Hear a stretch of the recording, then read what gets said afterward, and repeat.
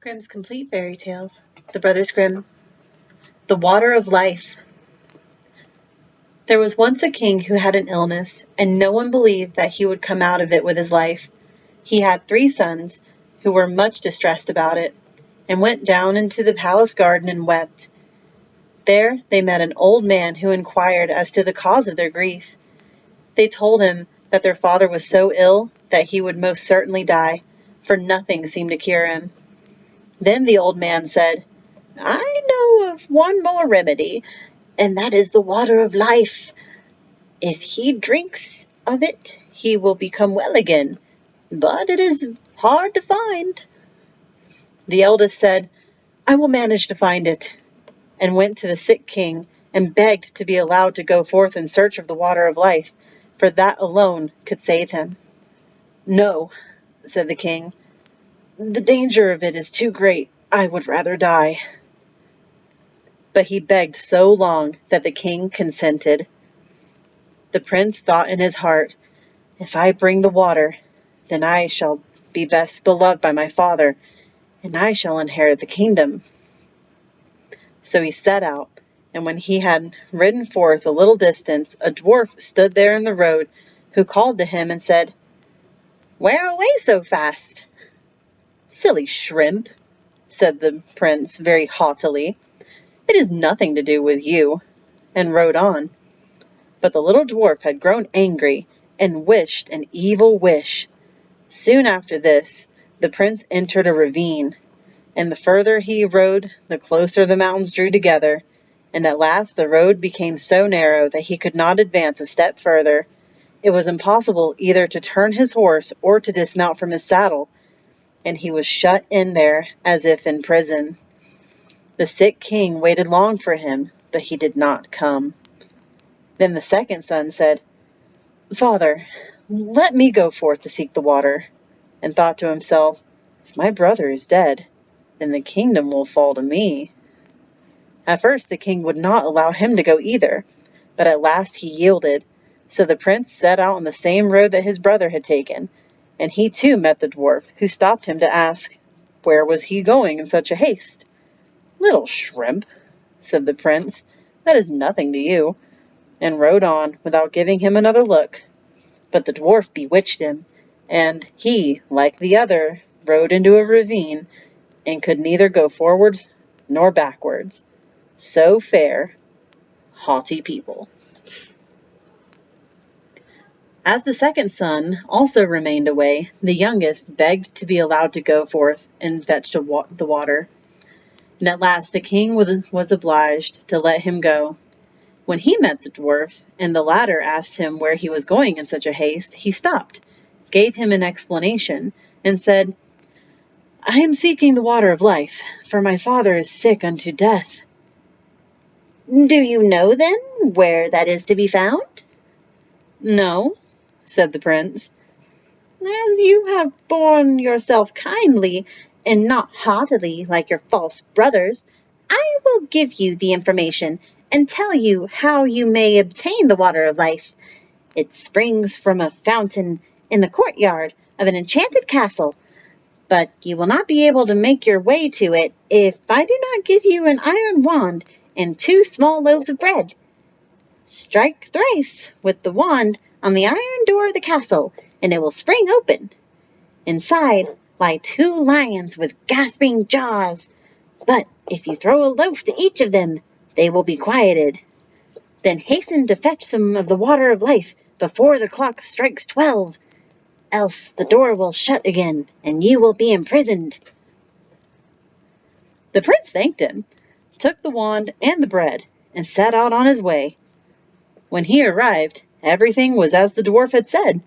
The door sprang open at the 3rd stroke of the wand, and when he had appeased the lions with the bread, he entered the castle, and came to a large and splendid hall, wherein sat some enchanted princes, whose rings he drew off their fingers.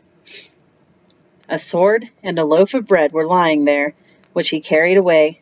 After this, he entered a chamber, in which was a beautiful maiden, who rejoiced when he saw him, kissed him, and told him that he had delivered her, and should have the whole of her kingdom, and that if he would return in a year, their wedding would be celebrated. Likewise, she told him where the spring of the water of life was, and that he had to hasten and draw some of it before the clock struck 12.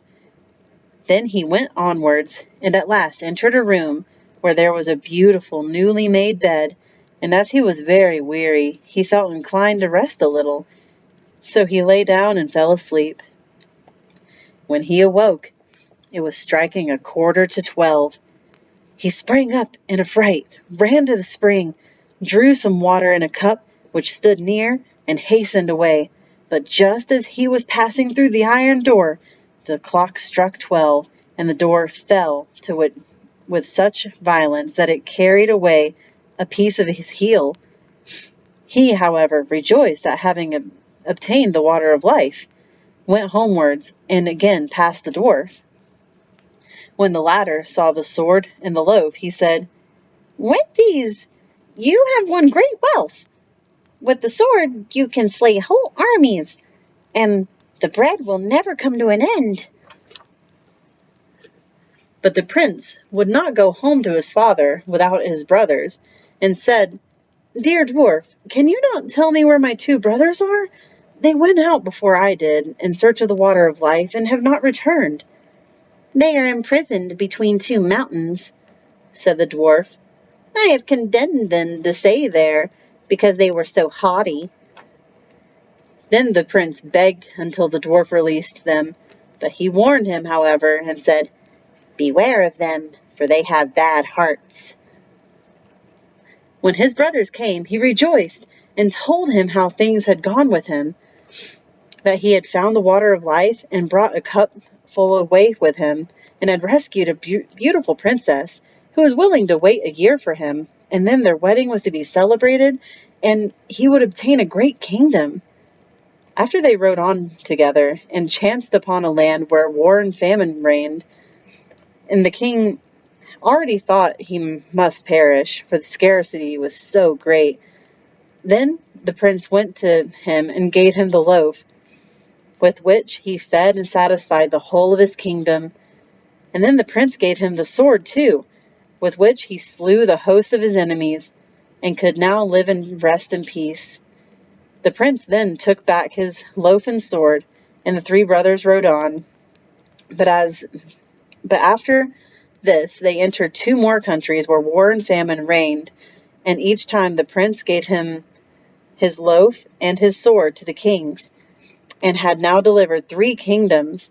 And after they went on board a ship and sailed over the sea. During the passage, the 2 eldest conversed apart and said, "The youngest has found the water of life, and not we. For that our father will give the kingdom which belongs to us, and he will rob us of all of our fortune." They then began to seek revenge, and plotted with each other to destroy him. They waited until they found him fast asleep. Then they poured the water of life out of the cup and took it for themselves. But into the cup they poured salt sea water. Now, therefore, when they arrived home, the youngest took his cup to the sick king, in order that he might drink out of it and be cured.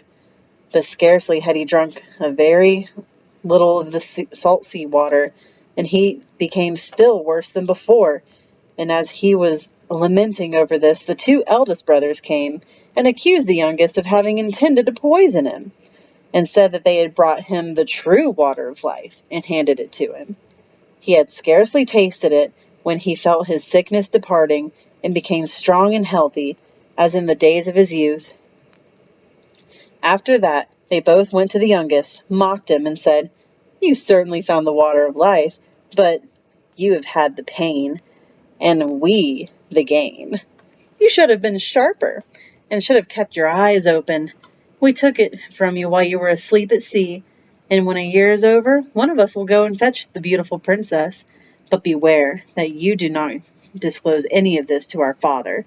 Indeed, he does not trust you, and if you say a single word, you shall lose your life into the bargain. But if you keep silent, you shall have it as a gift." The old king was angry with his youngest son, and thought he had plotted against his life. So he summoned the court together and had a sentence pronounced upon his son, that he should secretly be shot. And once when the prince was riding forth to the chase, suspecting no evil, the king's hunter had to go with him. When they were quite alone in the forest, the hunter looked so sorrowful that the prince said to him, "Dear hunter, what ails you?" The hunter said, "I cannot tell you, and yet I ought." Then the prince said, "Say openly what it is, I will pardon you."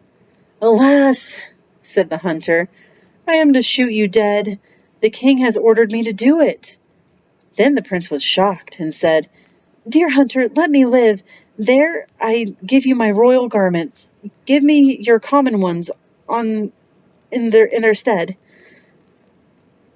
The hunter said, "I will willingly do that. Indeed, I should not have been able to shoot you." Then they exchanged their clothes, and the hunter returned home. The prince, however, went further into the forest. After a time, 3 wagons of gold and precious stones came to the king for the youngest son, which were sent by the 3 kings who had slain their enemies with the prince's sword and maintained their people with his bread, and who wished to show their gratitude for it. The old king then thought, "Can my son have been innocent?" and said to his people, "Would that he were still alive! How it grieves me that I have suffered him to be killed!" "He still lives," said the hunter. "I could not find it in my heart to carry out your command," and told the king how it happened. Then a stone fell from the king's heart, and he had it proclaimed in every country that his son might return and be taken into favor again. The princess, however, had a road made up to her palace, which was quite bright and golden, and told her people that whoever came riding straight along it to her would be the right wooer and was to be admitted, and whoever rode by the side of it was not the right one and was not to be admitted.